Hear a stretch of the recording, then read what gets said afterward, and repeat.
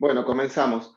Buenas tardes a todos y a todas, gracias por conectarse y por estar del otro lado. Estamos dándole comienzo acá en el marco de la Cátedra de Didácticas de la Lengua y la Literatura a este segundo encuentro del ciclo que llamamos Entre Dos y que organizamos desde el CEDINTEL a partir de este año, el Centro de Investigaciones Teórico-Literarias. En esta oportunidad el diálogo va a ser entre las doctoras Analía Gerbaudo y Ana Teresa Martínez. Desde ya les agradecemos a las dos por la predisposición al encuentro, especialmente a la doctora Martínez por su participación en este ciclo, en el segundo encuentro, y a la doctora Gerbaudo especialmente por haber cedido el espacio de su cátedra, de su clase de didáctica de lengua y literatura para enmarcar este segundo encuentro de Entre Dos. Antes de la presentación, un mensaje breve para los que están del otro lado y requieran certificación, yo se los voy a dejar en el chat. Deberían dejar allí su nombre y apellido, su DNI y un mail de contacto en el caso de que necesiten algún certificado. Que eso se los pongo ahora. Ana, si querés empezar. La presentación, bueno, vamos a Analía, no la voy a presentar por pedido expreso, pero sí a Ana Teresa, que nos acompaña hoy, que es doctora en Ciencias Sociales por la UBA, es DEA en Ciencias Sociales por el Instituto Católico de París, licenciada en Filosofía por la Universidad Nacional de Tucumán. Además, es investigadora independiente del CONICET y profesora en la Universidad Nacional de Santiago del Estero, donde dirige el Instituto de Estudios para el Desarrollo Social INDES del Centro Científico Tecnológico NOA Sur CONICET. Dejamos algunas referencias de sus múltiples publicaciones para el espacio de las preguntas, que al principio va a plantear Analía y después vamos a abrir para el resto de los participantes de esta conversación. Ana Gerbaudo, si querés empezar, todo tuyo. Gracias, Cristian. Sí, hay dos Anas hoy, es complicado. Bueno, la verdad que es un honor, en verdad es un honor poder por fin concretar esta conversación con Ana Teresa Martínez y hacerlo en la Cátedra de Didácticas de la Lengua y de la Literatura. Es una inmensa alegría.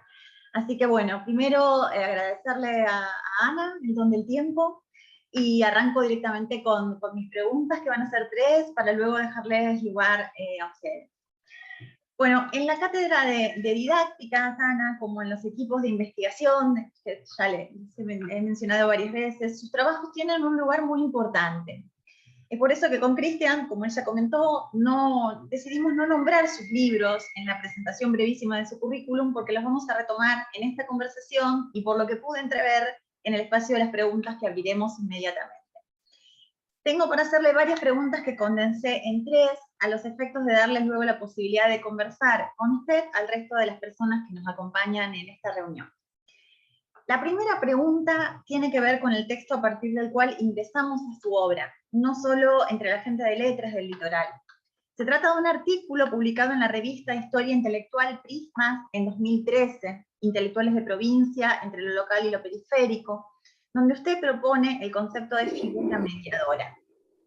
Este texto abre a una dimensión de trabajo con el concepto de campo, que se complementa con la dimensión que propone Giselle Sapiro al interrogar los perímetros nacionales. Ambas en sintonía con Pierre Bourdieu, cuyas clases usted ha escuchado, y que ahora, gracias al trabajo de Julien Duval, Marie-Christine Rivière, Franck Foucault y Patrice Champagne, entre otros, están exhumando. Es gracias a la reciente exhumación de los cursos de Sociología General dictados en el Collège de France en los años 80, que podemos apoyarnos en sus textos para realizar esta interrogación de los perímetros de los campos que usted y Sapiro, desde ángulos complementarios, distintos, pero muy complementarios, han promovido. Mi pregunta es la siguiente. ¿Sabía usted de las derivas de este concepto suyo? ¿Sabía que está siendo usado para pensar la institucionalización de los estudios literarios, lingüísticos y semióticos en el campo nacional? Porque nuestro perímetro es nacional, en nuestra investigación el perímetro que recortamos es nacional. Un trabajo, decimos, abarcativo, un poco pretencioso, que estamos llevando adelante con investigadores de la UMPA, de la Universidad Nacional de la Patagonia Austral, de la Universidad de Tucumán, el equipo de gente de Rosario, de Córdoba, la gente de la UNL, que incluye gente de otros lugares de la zona, del Uruguay y demás, gente que trabaja en IFD, no solo en las universidades y demás. Y más allá de si conocía estas derivas, nos interesa saber también cómo y por qué, y o contra qué, esto que dice Bourdieu, que a veces también uno reacciona contra el campo en el que uno se formó, y transformar eso en potencia. Entonces, la pregunta es, ¿cómo, por qué, y o contra qué surgió esa categoría suya? Y si quiere, y si puede, que nos cuente algo sobre su repercusión en el campo de los estudios sociales en Argentina. Buenas tardes a todos y lo primero agradecerles este espacio para compartir trabajo, búsquedas, preguntas, avances de investigación. Voy derecho a tratar de responder un poco la pregunta de Analía. Lo primero es que por varias razones. La primera creo que es porque yo soy bastante descuidada. Cuando estudiaba filosofía hace muchísimos años, leí la Carta Séptima de Platón, donde Platón dice que los textos, cuando uno los interroga, no responden. Y a mí siempre eso me ha hecho pensar que los textos tienen su propia vida. Uno escribe y los larga. Y en general uno no sigue la vida. Yo sí había notado que Intelectuales de Provincia era un texto que era muy citado, cuando uno visita el Google académico y demás. Pero la verdad que no tenía idea de cómo, dónde, ni por qué.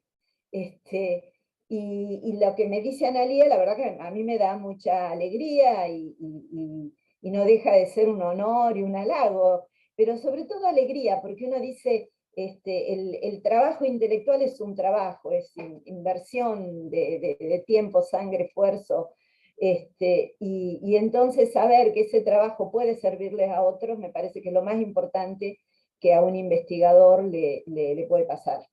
Creo que no son ni los honores ni los cargos lo más importante que le puede pasar a un investigador, sino que lo que uno hace no quede muerto, como decía Miguel Hernández, mi corazón helado en varios tomos, no quede muerto por ahí, sino que alguien lo pueda usar. Y en ese sentido, si les sirve de algo saber, para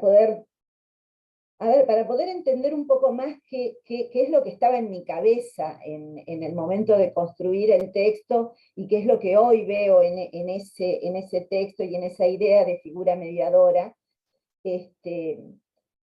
pero sabiendo que, como toda la primera parte, ayer he releído Intelectuales de Provincia, pensando en trabajar con ustedes, y me parece que en ese texto lo que hay que mirar muy bien es toda la primera parte epistemológica, porque la idea es entregar una serie de percepciones y unos ensayos conceptuales para que puedan ser desarrollados. Entonces, al mismo tiempo, yo siempre digo que entender las condiciones de producción de un texto, y no lo digo solo yo, entender las condiciones de producción de un texto y de un concepto, permite entender mucho mejor y sobre todo abre la imaginación a cómo pensar y a cómo usar una categoría. En realidad ese concepto de figuras mediadoras tiene que ver, y todo el tema de Intelectuales de Provincia nació de un pedido, o sea, no fue una cosa, yo voy a escribir sobre los intelectuales de provincia, sino que el grupo de Prismas me pidió para unas jornadas que hiciera una exposición sobre intelectuales de provincia. Pero como siempre ocurre, uno siempre lleva agua para su molino, y en realidad lo que terminé reflexionando y tratando de poner por escrito, fue un conflicto que se me venía armando a mí, en mi proceso como intelectual que vivía en la provincia, y que en ese momento creo que estaba como bastante enojada con los juegos estratégicos del poder simbólico, que son muy comunes en la provincia, como son muy comunes en los pueblos, es decir, en los espacios. A medida que lo fui pensando, me fui dando cuenta que tenía que ver con las condiciones de producción, o sea, la gente no es más buena o más mala, sino que las condiciones de trabajo a veces generan ciertas cosas. Entonces, por un lado, esta cuestión de las consagraciones, que uno no sabe finalmente cuánto tienen detrás de trabajo intelectual, cuánto de poder acumulado alguna vez y entonces esa especie de halo simbólico de quien publica libros, o de quien tiene títulos, se convierte en una especie de esencia, un poco lo que Bourdieu dice en la distinción respecto de, de los títulos académicos como títulos de nobleza. Uno de pronto no sabe cuánto hay allí de acreditación de un saber y cuánto de un poder simbólico que el Estado confiere al certificar un título académico. Y ese poder simbólico adherido a la persona se convierte en una especie de esencia, el doctor, la doctora, como decía, yo viví muchos años, 4 y 5 años en el Perú, en el Cusco, y una vez una persona me dijo, aquí son todos doctores porque hay pocos señores. Bueno, esas cosas que los saberes populares saben bien. Entonces, estaba un poco enojada contra esos poderes locales que a veces hacían tan difícil cualquier instalación de ideas nuevas y sobre todo los lugares para los jóvenes. Esos poderes instituidos que traban y que no dejan lugar para las nuevas generaciones. Estaba enojada con eso, pero creo que sobre todo me estaban pasando dos cosas. Por un lado, yo venía de estudiar en el libro sobre los hermanos Wagner, en esa primera investigación que hice al volver a la Argentina después de la estadía en Francia, es decir, cuando hice mi pasaje de la filosofía a las ciencias sociales. Ahí había trabajado sobre los intelectuales de la brasa, y había tenido muchas dificultades para trabajar la idea de intelectual así como Bourdieu la trabajaba. Y me había encontrado con que era muy difícil hablar de un campo intelectual en Santiago del Estero en los años 20. Entonces, yo veía que tenía que tirar de todos lados de las categorías y de alguna manera reinventarlas, al decir de Bachelard, deformar los conceptos para poder decir algo que me sirviera, que fuera heurístico para este espacio social tan diferente a la Francia de los años 60 como productor de cultura, ¿no? Entonces había esa experiencia de tratar de entender este grupo de intelectuales de la brasa, que como dice, como también el saber popular en una entrevista, eran poetas con oficio conocido. O sea, qué mejor manera de decir un intelectual inespecífico. Alguien que vive de otra cosa, pero trabaja pero le gusta construirse un espacio como intelectual y ama la cultura culta y de élite, pero al mismo tiempo vive de otra cosa y en un espacio donde no hay un lugar específico para eso que quiere hacer, y donde el capital entonces, el capital cultural pueda tener la especificación de capital literario, capital universitario, disciplinarmente diferenciado según el caso. Bueno, en este espacio que tenía muy bajo nivel de alfabetización, que estaba reducido a la ciudad de Santiago del Estero, bueno, en ese espacio era muy difícil utilizar a Bourdieu y el concepto de campo de Bourdieu, entonces bueno, había que repensarlo. Y después creo que había otra cosa más, que tal vez la veo más claro ahora, que es con y contra, igual que las dos anteriores, que era mi propia experiencia como alguien que vivía en un espacio académico y intelectual y cultural, con las limitaciones que tiene y que tenía, sobre todo en los años 90, todavía más que ahora, antes de todo lo que significó el esfuerzo de federalización de las ciencias del Estado Nacional, de los años de 2003 para adelante, 2005 más o menos para adelante. Antes de eso, Santiago del Estero, años 90, juarismo, como una versión del peronismo tremendamente conservadora, con un poder que guardaba hasta los modos de espionaje de la dictadura. Bueno, en ese contexto, hacer trabajo intelectual, hacer investigación, tenía un montón de limitaciones, y creo que eso también me llevó a pensarme como intelectual, a pensar cómo yo me movía muchas veces de la figura, muchas veces hasta adoptando esa figura del intelectual como la describe Bourdieu, aquel que ha acumulado un capital de saber y de prestigio simbólico, porque escribe libros y porque se la conoce como doctora y porque da clase en la universidad, y usar ese capital para hablar en términos políticos, en términos de crítica social, política, en espacios que no eran estrictamente académicos. Entonces, moverme desde hacer esas cosas hasta tener que estirarme, inventando, como de alguna manera ayer me sorprendía con algunas partes de intelectuales de provincia, tener que sentir que estaba trabajando en la producción de espacios académicos para inventarme mis propios interlocutores en el espacio local.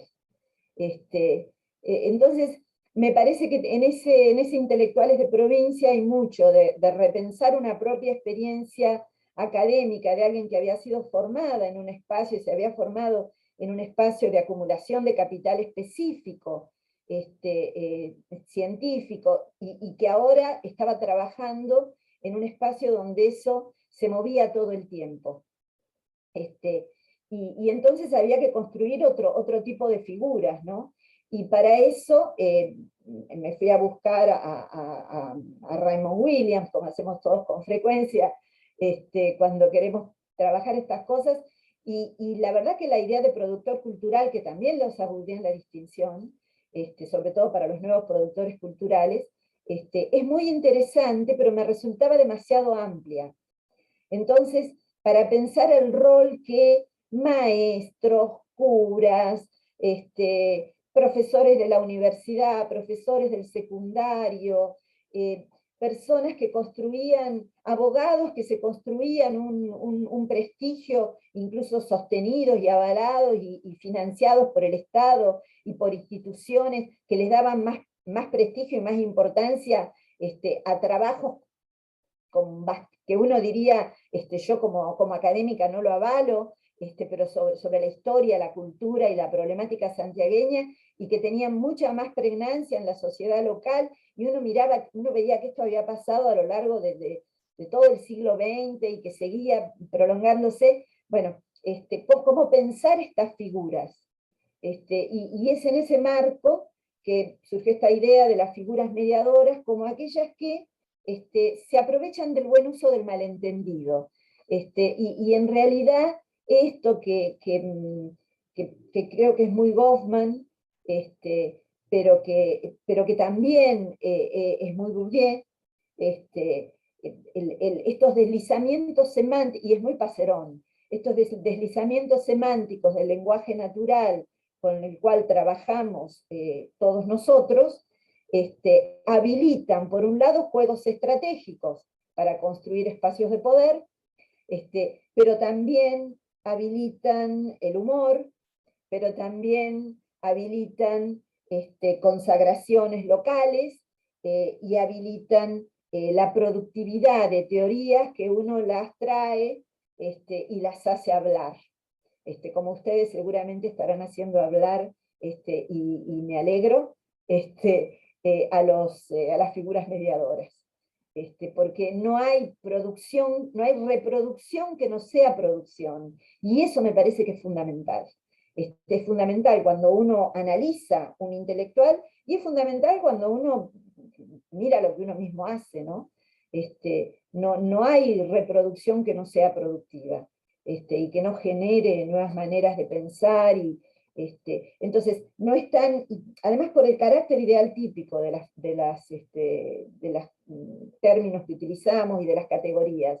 Si no mantenemos eso claro, empezamos a buscar, bueno, ¿este es un intelectual de provincia o será una figura mediadora, o capaz que es un intelectual en el sentido de Bourdieu.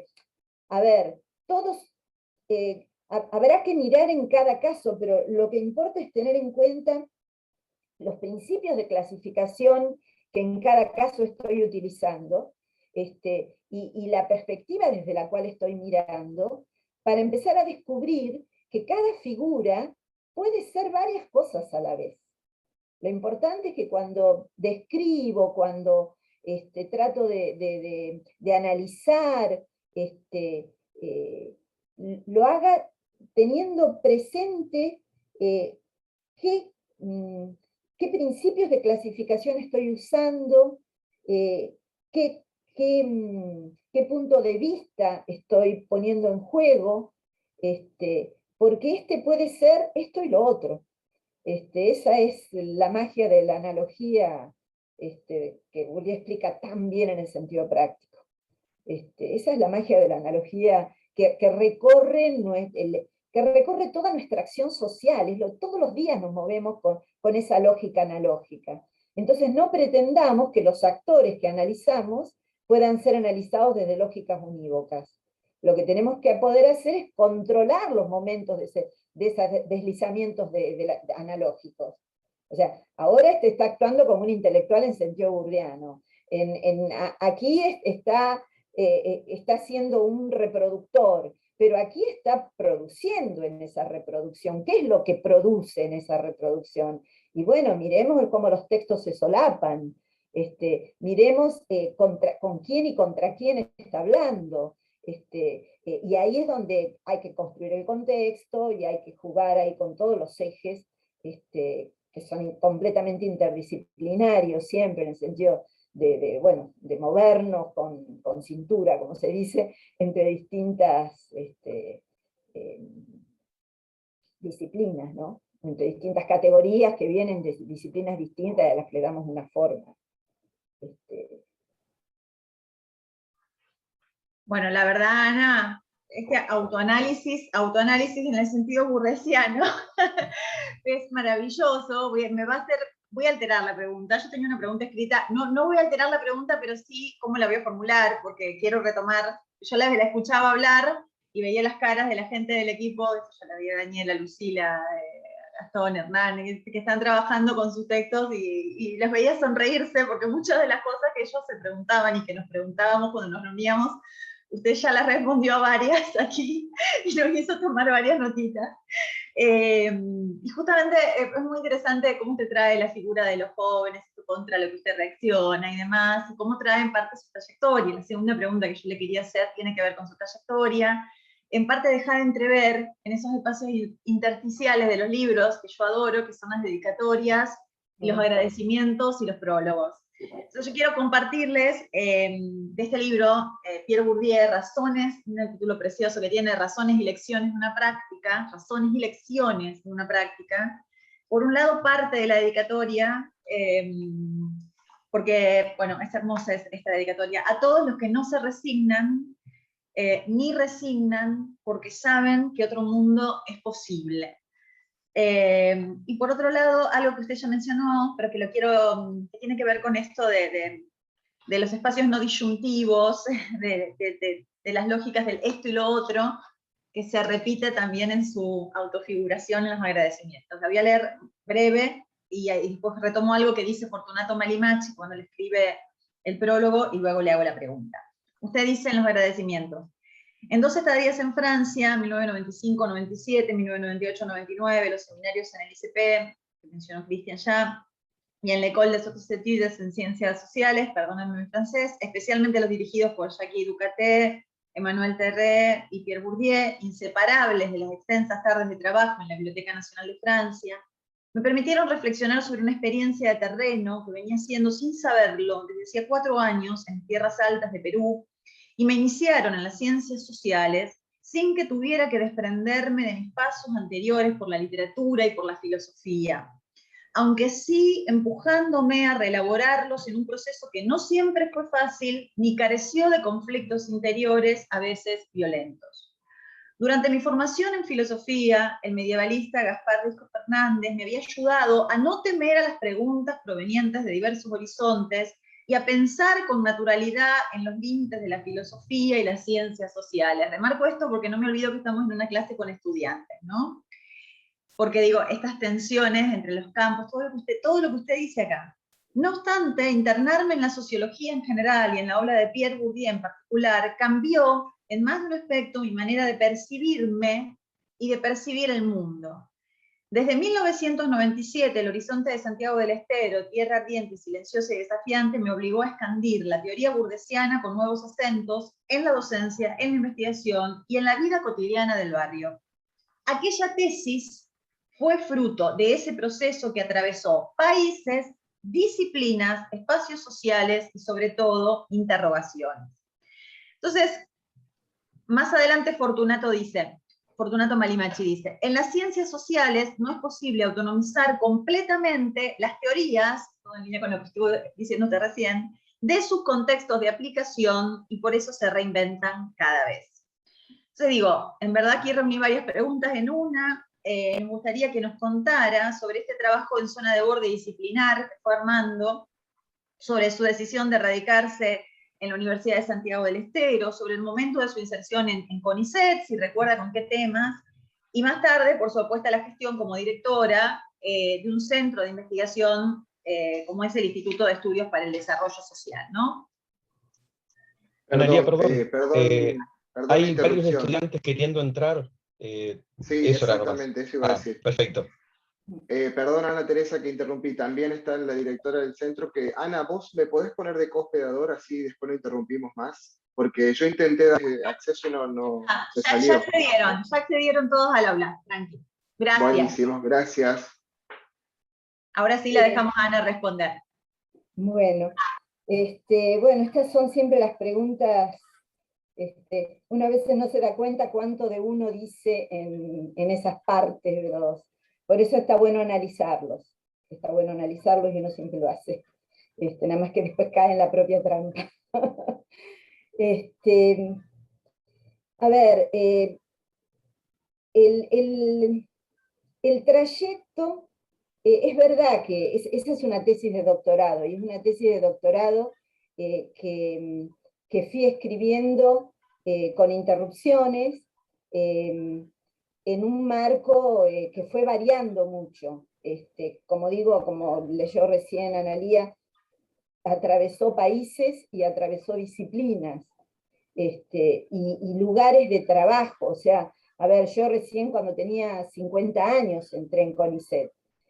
Hasta entonces ni siquiera concebí mi vida como una carrera como investigadora, sino que más bien trabajaba en ONGs, daba clase en la universidad, recién estabilicé un poco más las cosas a partir de ese momento. Y eso no es gratis, en el sentido de que retrasa procesos, pero al mismo tiempo, bueno, enriquece cosas.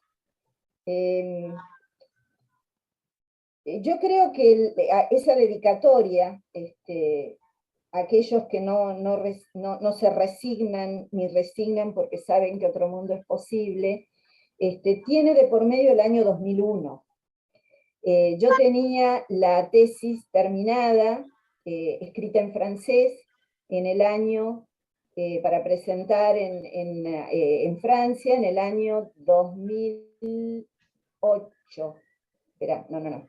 En el año 1998. Y bueno, tuve ahí unas tensiones con mi director de tesis, decidí no presentarla en Francia, y estaba haciendo trámites para volver o a Francia, o a mí siempre me había traído mucho Bélgica y el Instituto Libre de Bruselas. Y bueno, en un momento hubo una interrupción. Ustedes piensen que estamos en la era de un internet muy rudimentario, y yo vivía en un barrio marginal de la ciudad de Termas de Río Hondo, en vida comunitaria, en un espacio de militancia. Entonces, tenía un internet de larga distancia, pagaba larga distancia para poder comunicarme cada conexión. Y bueno, en ese marco no era tan fácil ir haciendo trámites, pero bueno, en noviembre o en octubre del 2001, yo tenía una beca para volver a Bélgica y terminar allí la tesis en tiempo récord, porque el decano de la facultad había leído la versión que tenía en francés, y me dijo, bueno, venga y defiende. No sin antes estar algunos meses haciendo algún seminario complementario, porque tenía que inscribirme en la universidad. Y entre medio fue el 2001, con todo lo que eso significó. En el barrio donde yo vivía nos venían a tocar la puerta, a pedir comida 20 veces al día, nuestros vecinos. La situación de la Argentina me hizo sentir que no me podía ir. Entonces empecé a hacer trámites en la UBA, para defenderla allí. Ahí me encontré con Fortunato Marimachi, y bueno, ahí hicimos todo el trabajo de traducirla al castellano, y eso me llevó varios años más. La defendí en el 2003 recién. Pero bueno, eso no significa que no haya sido ese marco entre la militancia de base y la experiencia intelectual como una interrogación sobre el mundo cotidiano en el que vivía, el marco de toda la tesis. Yo a veces digo que hablando de Bourdieu, ese libro es uno de los, o tal vez el más personal de todos, por todo lo que en una etapa tan larga uno va poniendo a jugar, ¿no? Y ahí una de las cosas, y me parece lo más interesante para ustedes, porque esto ya es vida personal, pero lo que me parece más interesante para ustedes, tiene que ver con el movimiento disciplinar. Mi primera formación había sido en letras, en La Plata, durante la dictadura militar, en 77, 78, 79, y abandoné la carrera, la verdad. El contexto era horrible, porque no teníamos la mitad de los profesores, porque el que no se había ido del país estaba desaparecido, o sea, la verdad que no era el mejor contexto para estudiar, pero sí para mí fue muy interesante, porque era una entrada al mundo de las humanidades. Yo soy primera generación de universitarios de mi familia. Eso también me lo hizo muy atractivo a Bourdieu. Mi abuelo era sodero y el otro tenía un pequeño campito en la Patagonia. Entonces,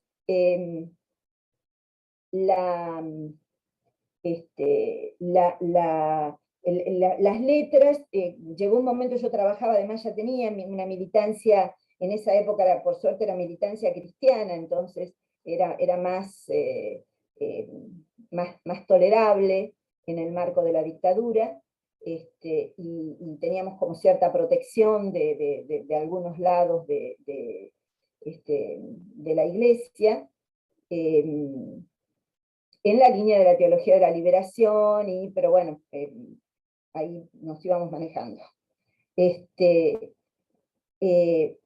ese marco, bueno, yo dejé la carrera con la sensación de que no podía juntar esto con la experiencia de militancia. Y me moví hacia la filosofía. Hice toda la carrera de filosofía en la UNT, en Tucumán.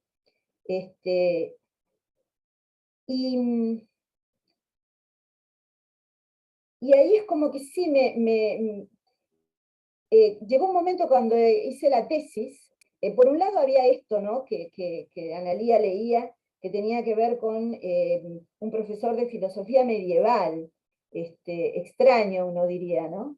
Pero que era un tipo que no le tenía ningún miedo al diálogo con las ciencias sociales, había trabajado años en INCUPO, además, en Instituto de Cultura Popular, y no le tenía miedo a las ciencias sociales, a la ida y vuelta entre filosofía y ciencias sociales.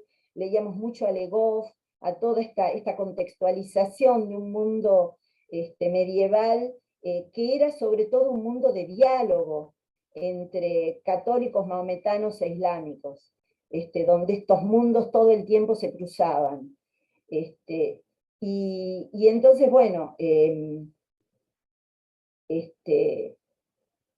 ese movimiento, después me fui a vivir al Perú, trabajaba en una ONG en el Cusco, y ahí trabajé sobre rondas campesinas, empecé a moverme hacia las ciencias sociales, leí mucho Habermas esos años, estaba eran los años 90, estaba todo el debate modernidad, posmodernidad, y uno miraba el mundo que lo rodeaba, el mundo campesino indígena, y decía, ¿qué tiene que ver todo esto?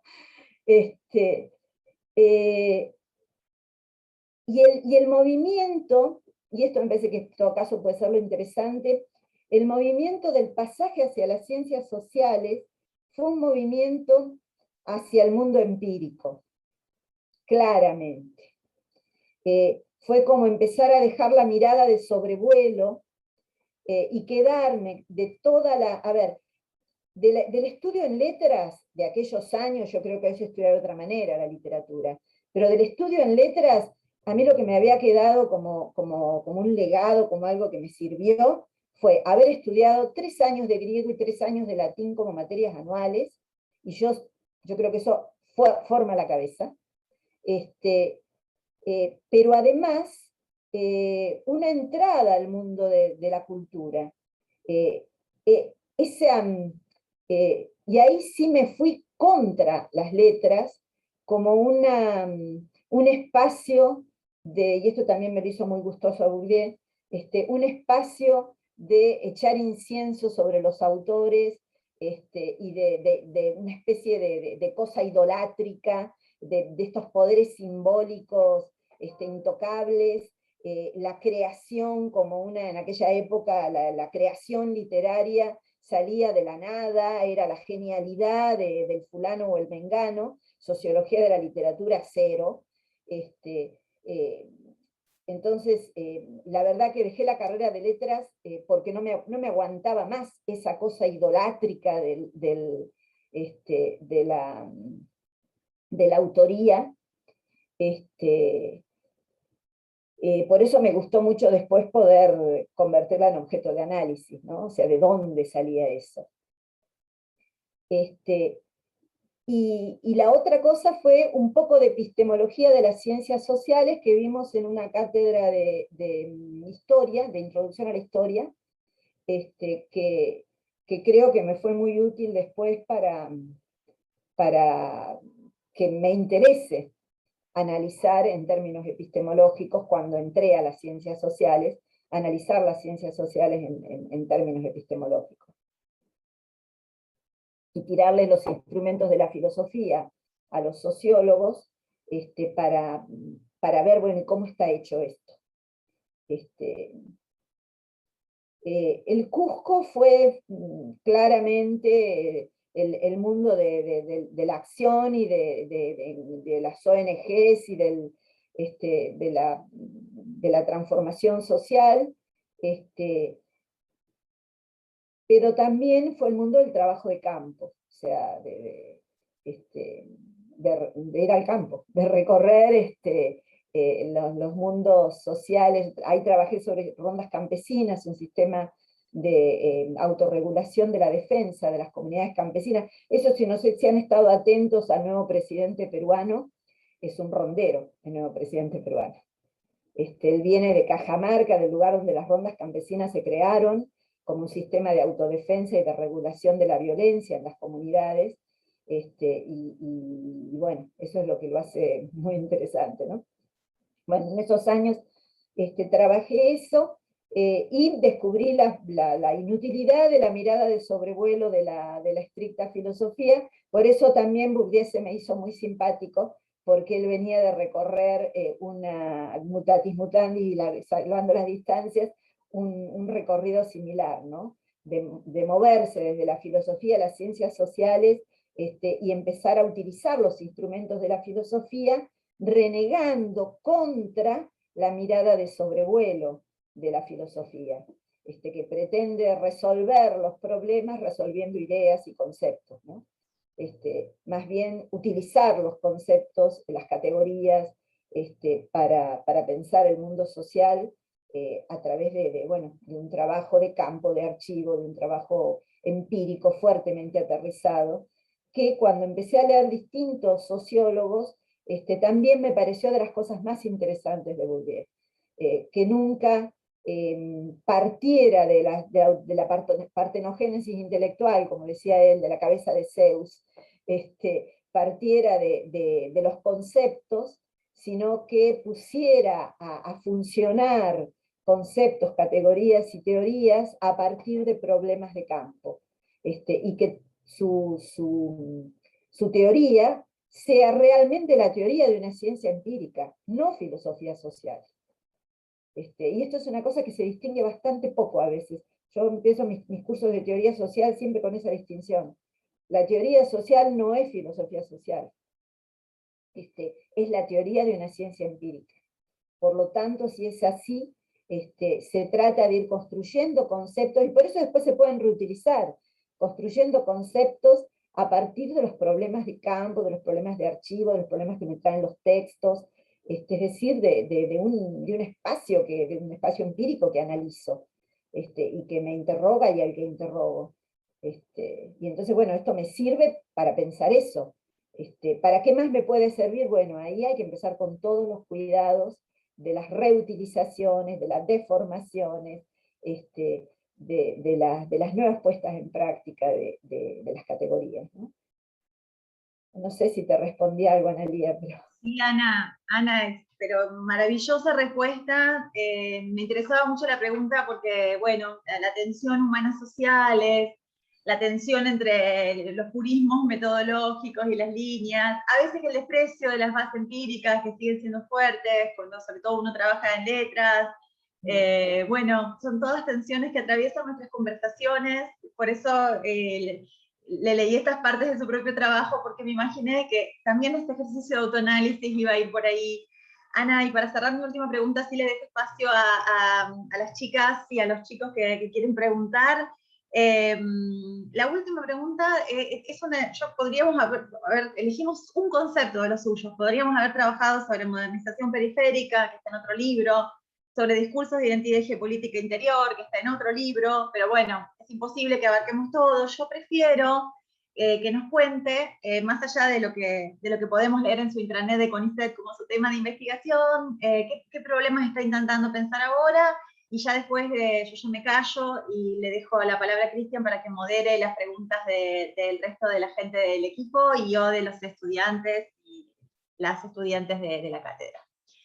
Sí, yo voy a ser breve porque me doy cuenta que estoy siendo muy larguera.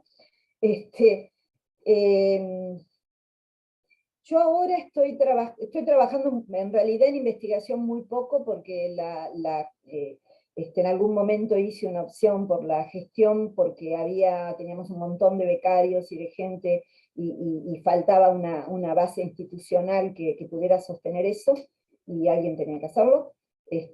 Entonces estoy como muy absorbida,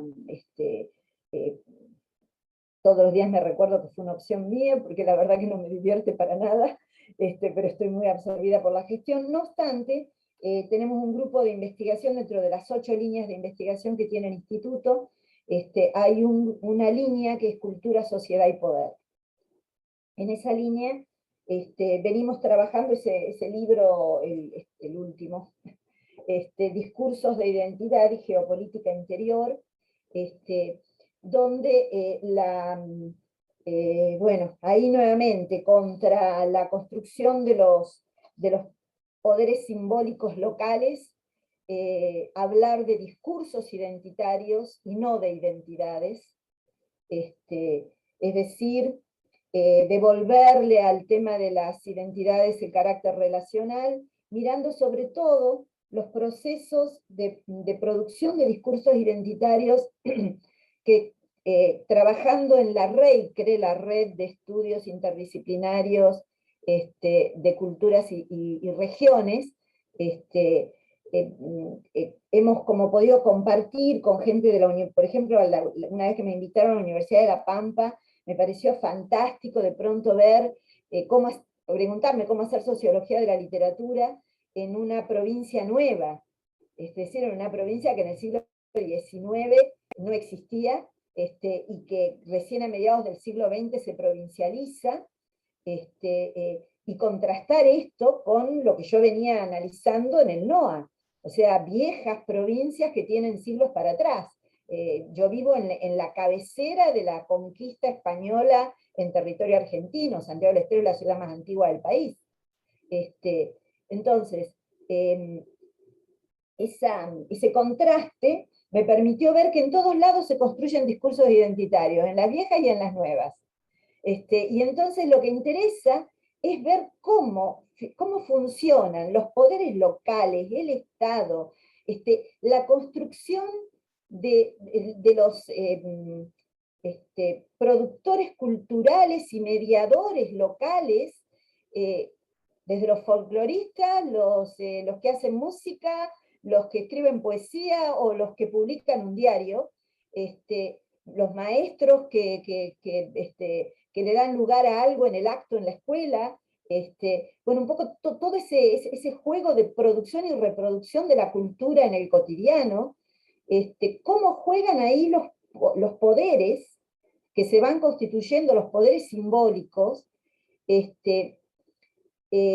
en un juego en el que se clasifica, y aquí el Bourdieu del Colegio de Francia, de los últimos dos textos que se vienen publicando, sobre todo el primero, ahí se clasifica la población, y se le da entidad o no, y Santiago del Estero en particular, o sea, si La Pampa viene, para poner un ejemplo, viene de una producción de discursos que hasta los años 1970 estaban centrados en el pionero, normalmente gringo, que venía a hacer la provincia, como aquel que había conquistado un desierto. En los años 70, de pronto, ya el territorio organizado, ya las poblaciones indígenas sometidas, era fácil empezar a decir que la pampeanidad tenía que ver con el malón, además tenía que ver con el malón, con el grito del indígena, etcétera, etcétera. Con el conflicto del río Atuel, o sea, se podía traer todo esto, se lo podía traer al folclore. Bueno, analizar eso en detalle y ver cómo se produce, cómo se construye, y mirarlo como la producción de un discurso identitario que puede tener pregnancia y producir identificaciones. Pero estas identificaciones tienen lugares, modos y condiciones de producción, de reproducción y de apropiación. Y habrá que ver en cada caso cuándo, cómo y por qué. Y por contraste, una provincia como Santiago del Estero, también aquí, ustedes que trabajan en lo nacional, bueno, aquí lo de centro y periferia es fundamental, porque lo que estamos mirando es que hay también estados, que bueno, hay otra red de la que formamos parte, habla de estados subnacionales. Es discutible, pero lo que sí hay es organizaciones políticas subnacionales que tienen pregnancia al interior de los territorios que delimitan, que tienen secretarías de cultura, que manejan la educación, sobre todo después de los 90, donde ya la educación no se maneja todo desde un lugar central, que financian o no producciones culturales de distinto tipo, y un territorio que tiene una historia, y que tiene una historia territorial en esa demarcación. En el caso de Santiago es fantástico, porque el territorio se amplió en las primeras décadas del siglo XX, y esta ciudad antiquísima, que antiquísima para la Argentina, que se consideraba parte del NOA, y que se consideraba tributaria de la colonia, e identificada con la historia del NOA, de pronto tenía un patio trasero del que vivía económicamente, que era todo su lado chaqueño, el desierto verde, donde, igual que en la Patagonia, habían entrado desde 1890 al 1900 a sangre y fuego las tropas de Victorica, para hacer que las poblaciones indígenas vinieran a trabajar a las haciendas y a los obrajes.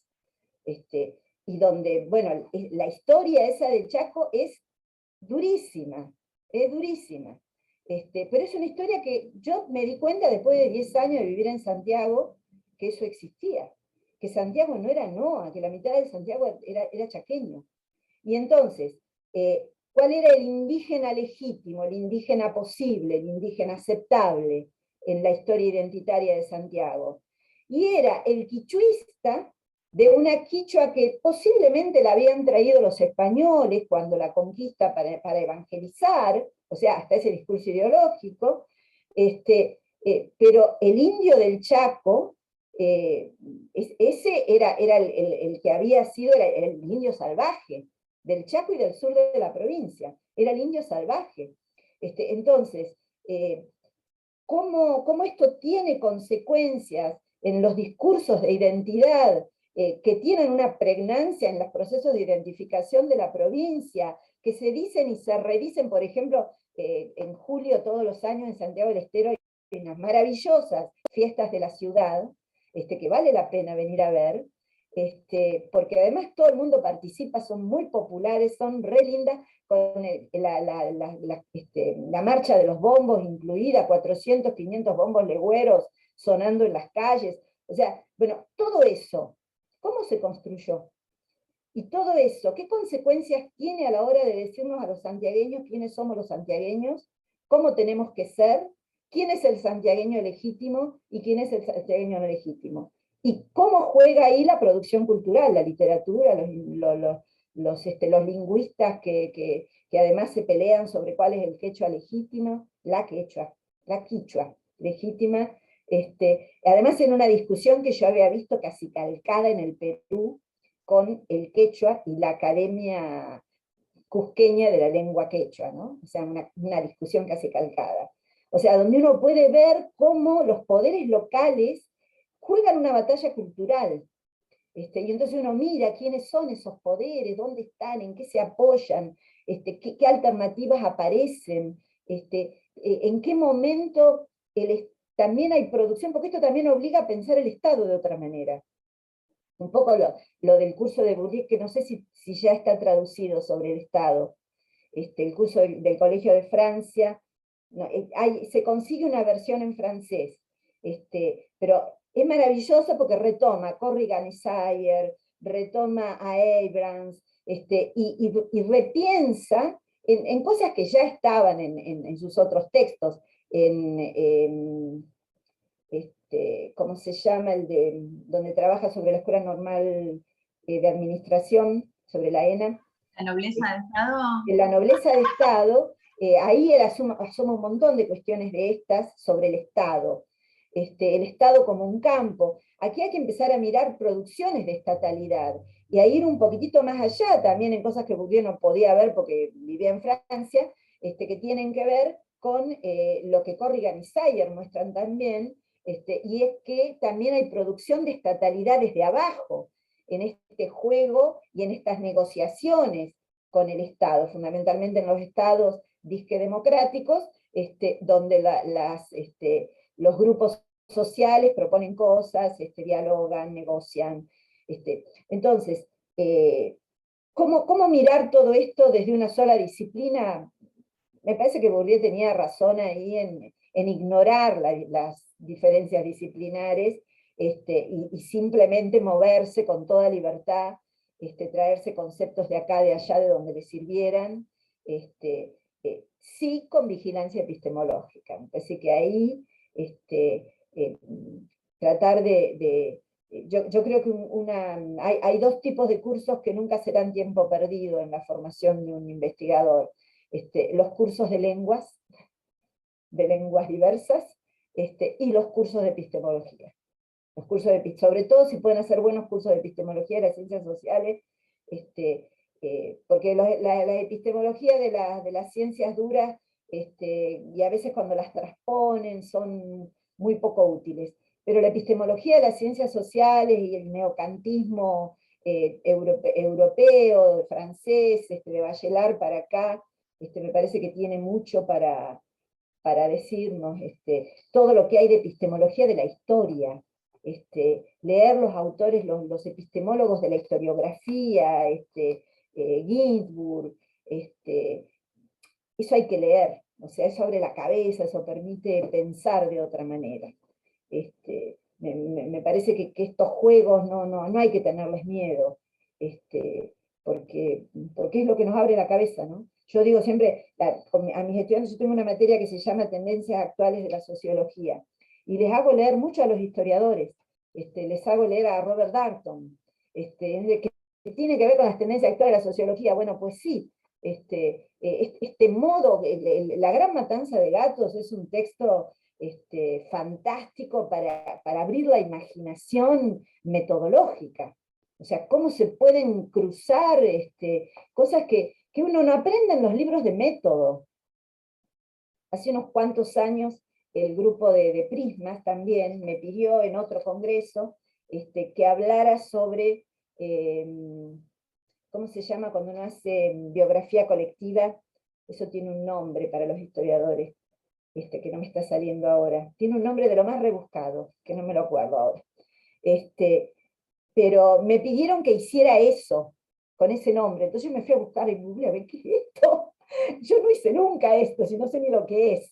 Y cuando leí lo que era, dije, en el libro de los Wagner yo hice eso. Pero eso no se aprende en los manuales de metodología. Eso se aprende leyendo metodología de distintas disciplinas, leyendo epistemología de las ciencias sociales y abriendo la imaginación. Yo siempre cuento que cuando estábamos trabajando sobre los Wagner, en un momento teníamos un problema serio, porque no había base de historia del siglo XX de Santiago, había que reconstruirlo, inventarlo todo. Entonces, en un momento, yo me puse a hacer como genealogías, para ver dónde estaba el linaje, o sea, que esa variable que utilizaba para ver los cambios y las apropiaciones de capital, y la diversificación del espacio social, tenía una variable que se llamaba linaje santiagueño. Necesitaba hacer genealogías.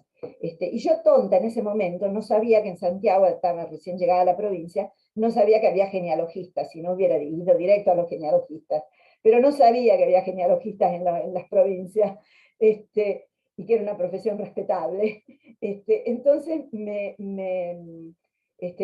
buscamos una manera, y un modo fue ir a los cementerios, buscar los apellidos reconocibles que nosotros habíamos encontrado, como con cargos y con responsabilidades políticas o con mucho capital económico, ir a los cementerios, buscar las fechas de nacimiento y muerte, y de ahí irnos a los diarios y leer las necrológicas.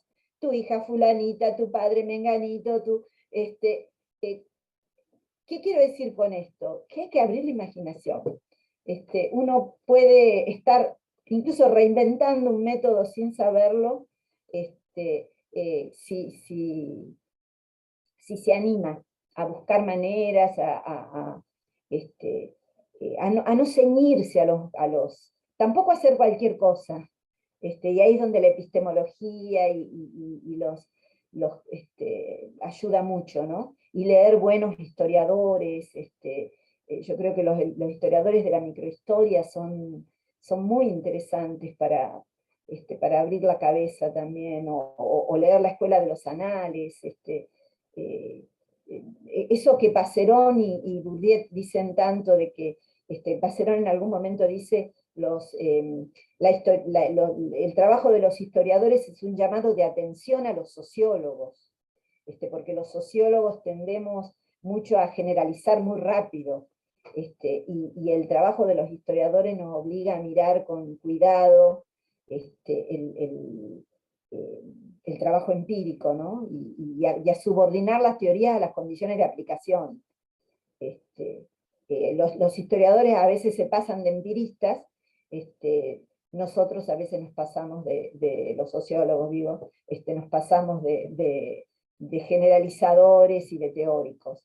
Entonces, leer buena historiografía, con sustento epistemológico, en mi experiencia es sumamente útil. Gracias, Ana. Le dejo las gracias por esta clase condensada de teoría, metodología, historia. Le dejo la palabra a Cristian, que va a continuar el debate, y la verdad que es un honor estar compartiendo este espacio. Cristian. Gracias. Sí, gracias, Analía, gracias, Ana. Abrimos el espacio de preguntas. Retomo lo que Analía al principio, que la pregunta sea lo más precisa posible y no un discurrir paralelo, así aprovechamos el tiempo al máximo porque calculamos finalizar cerca de las 18 también para respetar los tiempos de todos y de todas. Así que el que quiera o la que quiera preguntar primero, ya queda abierto el espacio. Bueno, si me permiten, voy a tomar la palabra. Bueno, Ana, muchísimas gracias. En principio, bueno, lo que dijo Analía, algunas de las cuestiones en las que estaba pensando, también plantearle en términos de pregunta, creo que las respondió en esta maravillosa intervención que a mí me deja, bueno, pensando muchísimo. Bueno, yo tengo acá su libro sobre los hermanos Wagner, que realmente también tengo que agradecérselo. Bueno, es un equipo, pero de verdad que en relación con esto que está planteando sobre abrir la imaginación metodológica, para mí efectivamente, o sea, representó eso, ¿sí? Porque me dejó pensando muchísimo en esos términos, ¿no? Sobre la posibilidad de, bueno, y creo también que en esto que está en el título del libro al que se refirió Analía, sobre lecciones de una práctica, bueno, yo creo que también el libro de los hermanos Wagner funciona en ese sentido, ¿no? Se ve un relato, me pareció fascinante el relato, digamos, y creo que en eso está también la cuestión docente, ¿no? Pero para ir al punto, como pedía Cristian, yo tengo en realidad dos preguntas en concreto. La primera tiene que ver con relación a esto que aparece en el libro de los hermanos Wagner sobre una dimensión de creencia, ¿no? En términos de comunidad científica, y cómo eso en alguna medida funciona como una obturación. ¿Cómo, la pregunta, y yo lo pensaba, ¿no? ¿Cómo se logra horadar ese territorio que parece tan, como tan petrificado en determinados momentos, ¿no? Esa es una pregunta que yo lo sigo pensando en términos, bueno, yo le digo, trabajo sobre cuestiones de hispanismo. Entonces, para ponerla en situación, ¿no? ¿Desde dónde estoy pensando eso? ¿Cómo funciona ese territorio de creencia en un terreno profesional, digamos? Ya no estamos hablando de construcción de ciertos discursos en un espacio social, ¿no? Con ciertas características, sino en comunidades científicas, ¿no? Bueno, esa es una pregunta. Y la otra tenía que ver también con la cuestión de las trayectorias, ¿no? Porque nosotros que estamos trabajando en la cuestión de la institucionalización en campos que son relativamente jóvenes, ¿no?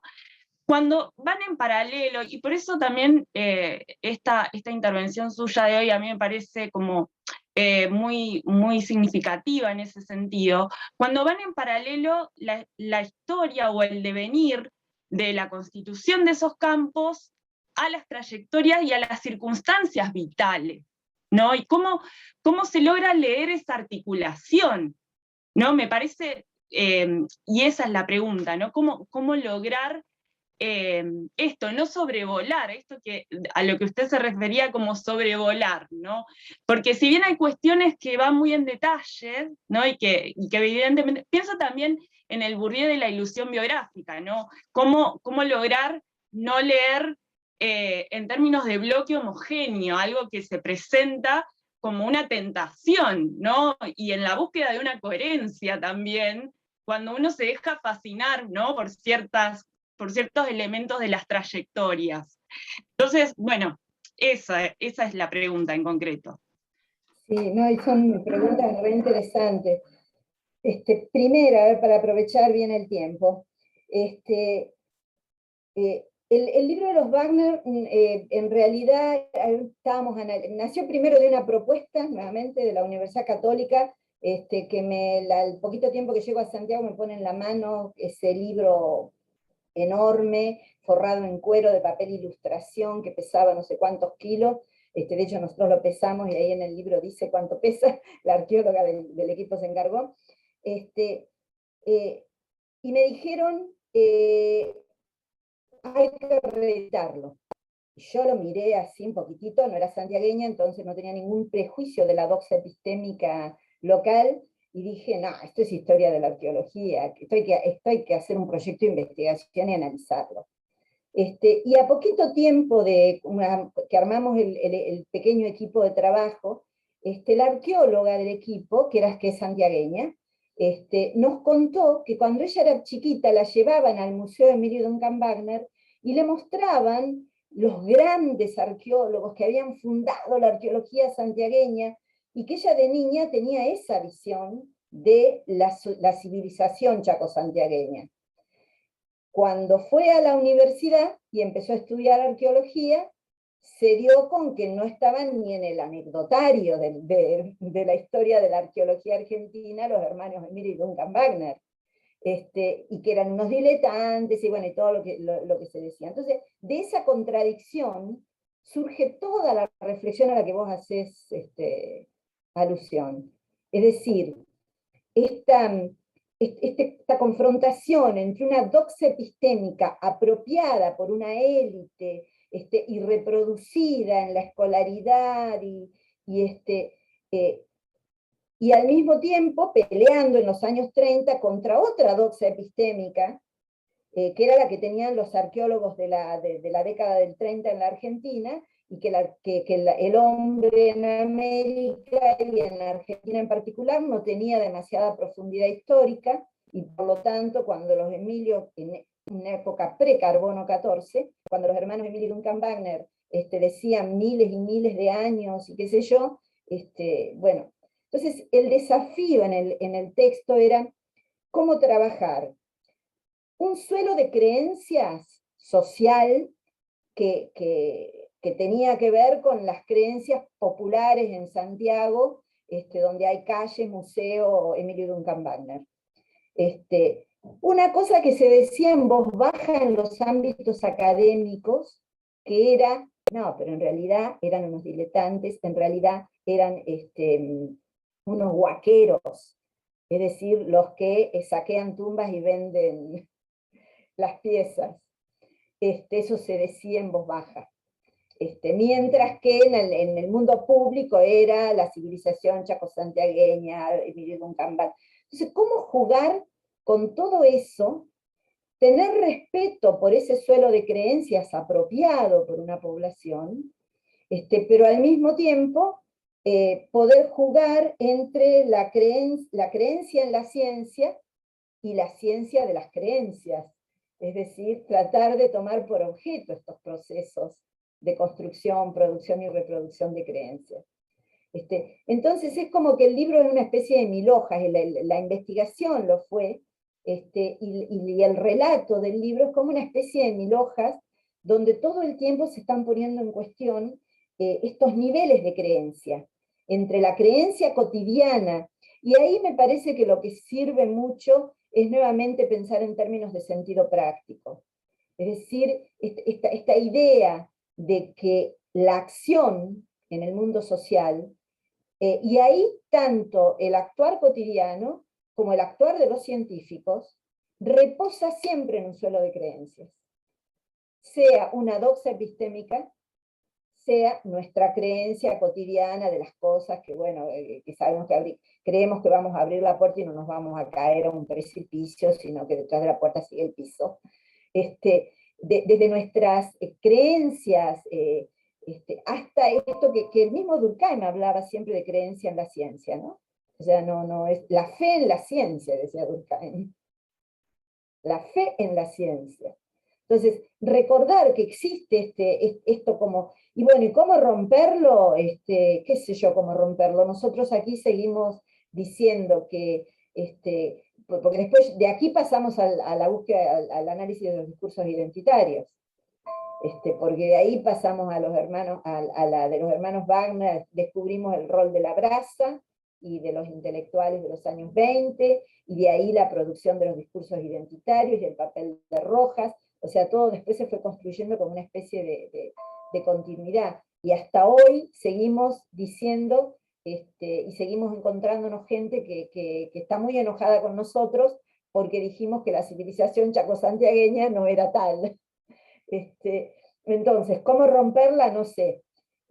Pero sí creo que vale la pena como investigadores este juego de analizar en capas las creencias en la ciencia de las creencias de lo cotidiano, la producción y reproducción de las creencias como un proceso social, no como un proceso individual. Me parece que hay, y en ese sentido las trayectorias, inmediatamente me acordé de una técnica de los que hacen microhistoria, que la llaman seguir el nombre. Yo cuando empecé a leer historia de Santiago del Estero, sin haber leído a esta gente,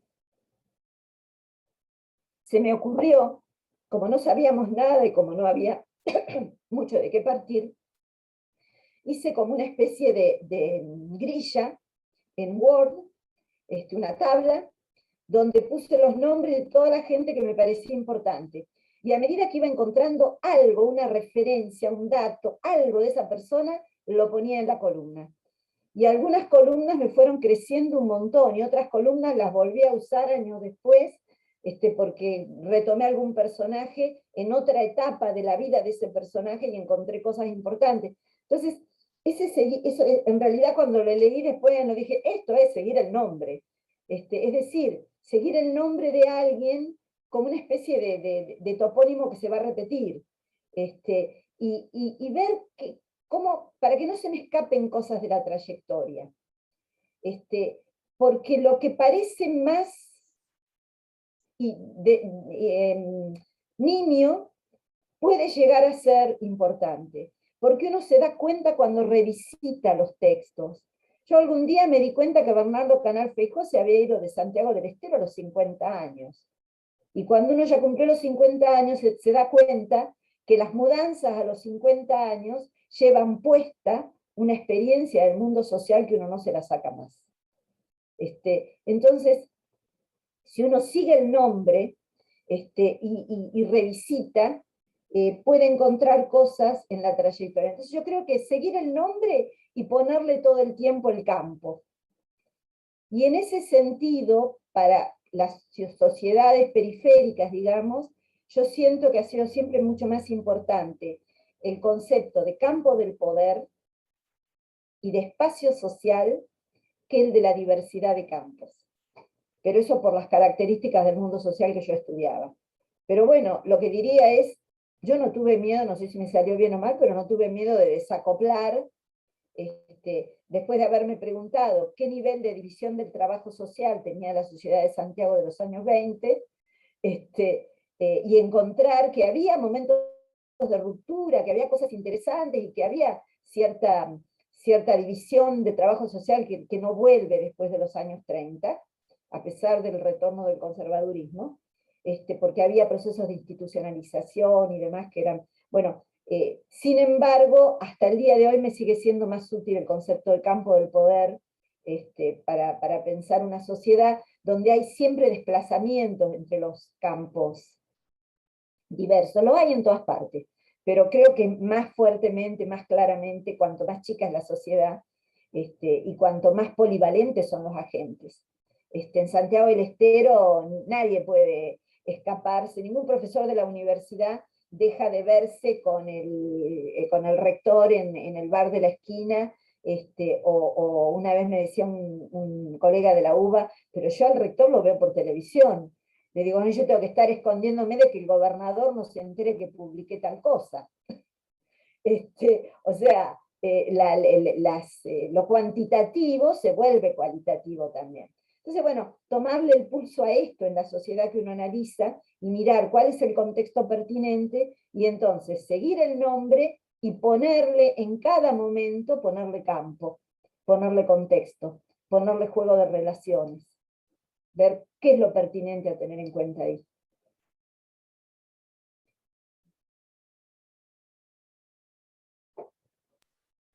Gracias, Dani, por tu pregunta, Ana Teresa. ¿Alguna otra por ahí? Sí, permiso.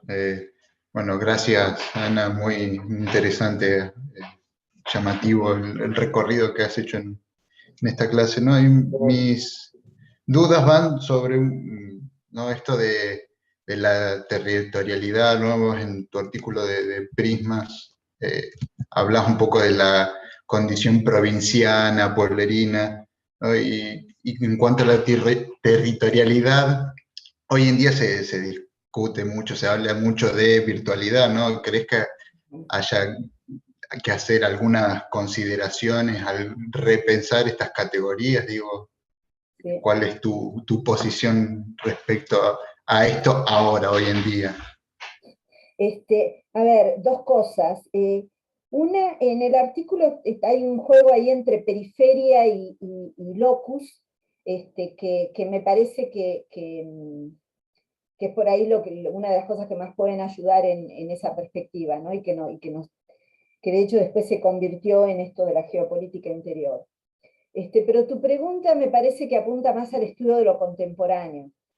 Yo no estoy trabajando, bueno, no estoy trabajando del todo. Nosotros en el instituto tenemos un proyecto PUE, un proyecto de unidad ejecutora, que es sobre la configuración de las desigualdades en Santiago del Estero. Y esta configuración de las desigualdades la remontamos hasta inicios del siglo XX, pero la traemos también hasta lo contemporáneo, ¿no? Y efectivamente, la virtualidad nos desterritorializa.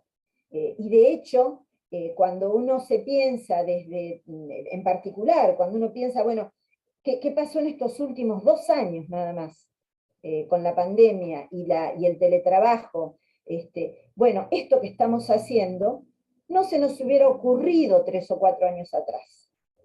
Y esto significa que los que estamos en las periferias tenemos acceso a niveles de comunicación y de ida y vueltas y de enriquecimiento de los intercambios que no teníamos. Yo de esto no te voy a hablar como especialista. Hay en el instituto hay una socióloga que es además comunicadora social y que está específicamente trabajando redes sociales, ¿no? Entonces, creo que la práctica, la experiencia nos muestra que efectivamente aquí hay un cambio que hay que pensarlo. Ahora,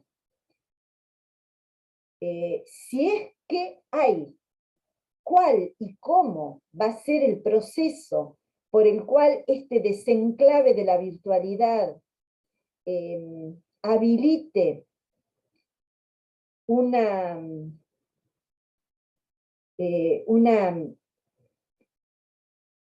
aminoramiento de las desigualdades y una ruptura de los prejuicios y una modificación de las creencias sobre los centros y las periferias? Me parece que eso está por verse y habrá que ir analizándolo. Porque es verdad que los pibes quichuahablantes de Salavina, en Santiago del Estero, se escriben, no fueron alfabetizados en quichua, y sin embargo, entre ellos se hacen bromas, y cuando no quieren que los maestros o que otros les lean los WhatsApp, se escriben entre ellos, o cuando hacen bromas, el humor pasa por la quichua, se hacen bromas en quichua, y se escriben en WhatsApp en quichua. Eso es verdad. Ahora, eso ha hecho que estos jóvenes que manejan también la quichua conviertan a la quichua en una lengua legítima, y que los profesores que la provincia empiece a financiar seriamente la educación bilingüe y bicultural en el interior de la provincia de Santiago? Todavía no. Entonces, me parece que hay que anotar esto que está pasando, y tu pregunta es súper pertinente, me parece. Hay que anotar esto que está pasando y hay que estar observando. Ahora, cuando uno mira el pasado, esto no había, y entonces si uno analiza literatura y quiere construir un corpus de la historia de la literatura y de la historia de la producción cultural en Argentina, tiene que mirar sin esto. Pero al mismo tiempo, en el presente, creo que bueno, va a haber que estar muy atento y analizar, además como especialistas, ir analizando esto, qué consecuencias va a tener, cómo va a funcionar, qué cambios puede llegar a producir, y cuáles van a ser cambios que van a quedar en la virtualidad, pero no van a cambiar nada de la vida cotidiana de muchas personas, tal vez, ¿no? O tal vez sí. Yo creo que una cosa que no hay que hacer es cerrarse. Yo, de hecho, cuando pienso en la época en que escribía en máquina de escribir, con todo lo que eso significaba para producir un texto, y la época en que vivía en Termas y tenía que mandar correos electrónicos, alguna vez andaba con mi computadora a cuestas, yendo a la casa de un vecino para que me permitiera enchufar, porque se me había caído el internet en mi casa, que me permitiera enchufar en la línea telefónica para hacer una llamada de larga distancia y conectarme con el telecentro al que iba a bajar la arqueóloga que vivía en Orcomoyes y tenía que ir a recuperar los WhatsApp, los correos que yo le mandaba en el telecentro. Bueno, digo, hoy estamos absolutamente desenclavados y podemos cosas impensables 10, 15 años atrás. Entonces, no nos cerremos a que pueda haber cambios profundos.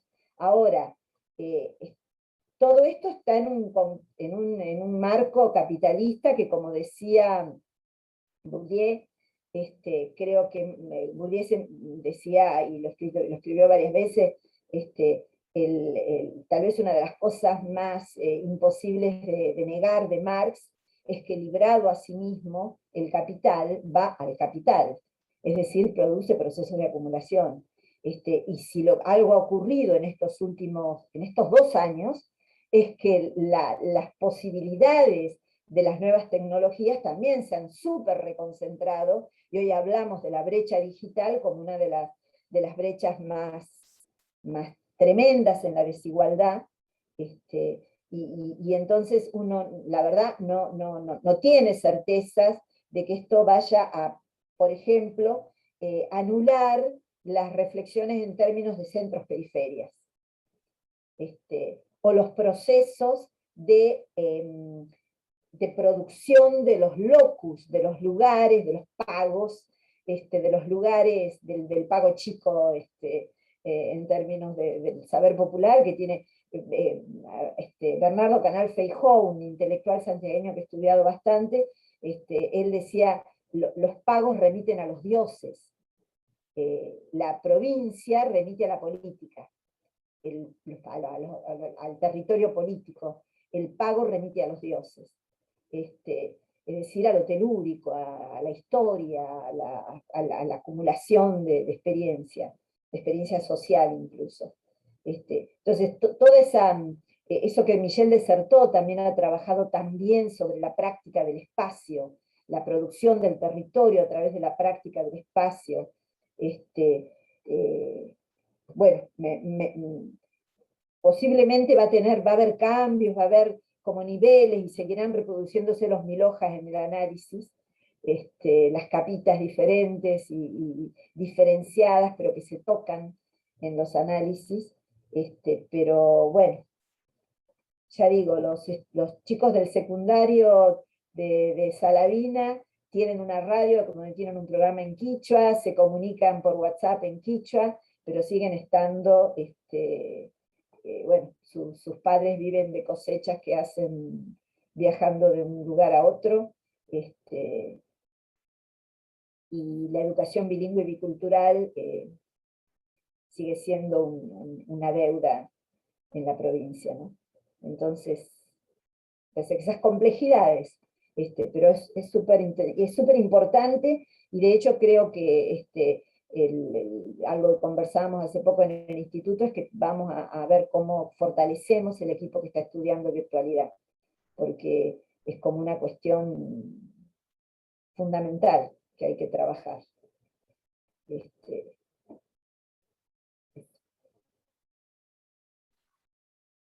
Gracias, Gastón, por tu pregunta. Bueno, ya estamos sobre la hora, pero si hay alguien más que quiera consultar, preguntarle a Ana Teresa, que lo haga ahora, por favor. O calle para siempre. O calle para siempre. No, me pueden escribir también. No sé. Puede volver a Ana Teresa cuando quiera.